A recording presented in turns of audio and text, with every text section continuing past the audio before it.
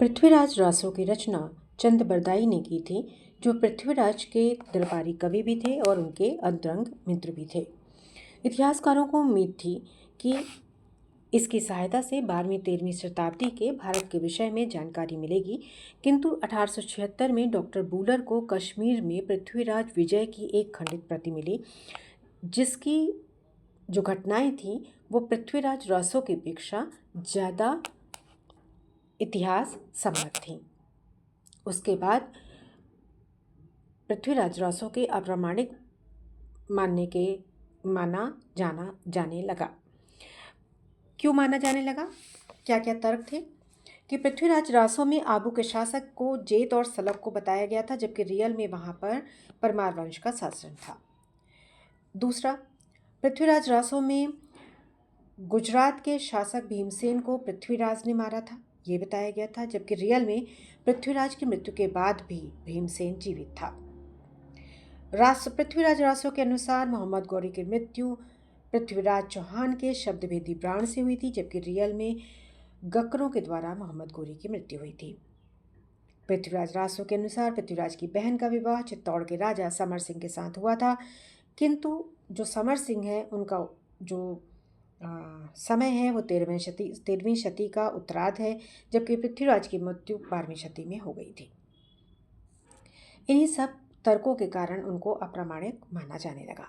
अब अलग अलग विद्वान क्या कहते हैं इस बारे में ये देखते हैं। गौरीशंकर हीराचंद ओझा इसे अप्रामाणिक और अनैतिहासिक मानते हैं, क्योंकि वह उनका मानना था कि चौहानों, प्रतिहारों और सोलंकियों की उत्पत्ति संबंधी कथा या चौहानों की जो वंशावली है या पृथ्वीराज की माता, भाई, बहन, पुत्र और रानियों के विषय में जो कथाएं हैं वह सच नहीं है, सत्य नहीं है। भाषा की दृष्टि से भी उन्हें यह ग्रंथ अधिक प्राचीन नहीं लगा। रामचंद्र शुक्ल को भी यह जाली ग्रंथ लगा। बाबू श्याम सुंदर दास पृथ्वीराज रासो को काव्य ग्रंथ मानते हैं, इसीलिए उसे ऐतिहासिक तथ्यों की कसौटी पर कसे जाने को उचित नहीं मानते हैं। मोहनलाल विष्णुलाल पंड्या जो हैं इस कृति को प्रामाणिक मानते हैं और इसको अपने पक्ष को मजबूत करने के लिए वे एक आनंद संवत की कल्पना करते हैं, जो विक्रम संवत से 90-91 वर्ष का जिसमें अंतर था, और इस बेसिस पर वह इनकी घटनाओं को इतिहास सम्मत घोषित करते हैं। अब दूसरा प्रश्न ये था कि क्या जो चंद बरदाई हैं वह पृथ्वीराज के समकालीन थे?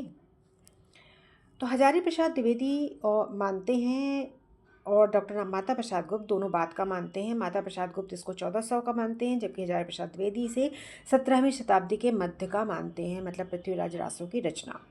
जबकि आपका पृथ्वीराज चौहान की मृत्यु जो थी वो 12वीं शती में ही हो गई थी। ठीक है, अब यहाँ पर एंट्री होती है एक महत्वपूर्ण पात्र, उसमें उनकी अपभ्रंश विद्वान मुनि जिन विजय, ये बहुत इम्पॉर्टेंट है।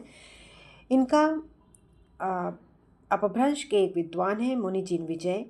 इन्होंने पुरातन प्रबंध संग्रह, ग्रंथ का क्या नाम क्या था? पुरातन प्रबंध संग्रह में से उन्होंने चंद नाम के 4 छप्पे खोज डाले, जो कि परिवर्तित रूप में पृथ्वीराज रासो में भी प्राप्त है।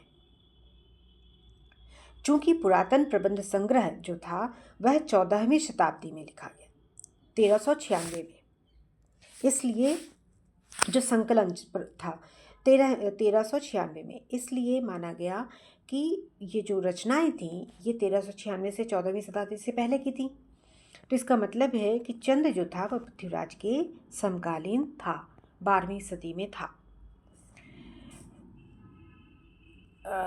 जो पृथ्वीराज रासो में खुद इस बात का संकेत दिया गया है कि पूरी कृति चंद ने नहीं लिखी है, बल्कि इसे बाद में और लोगों ने भी लिखा है।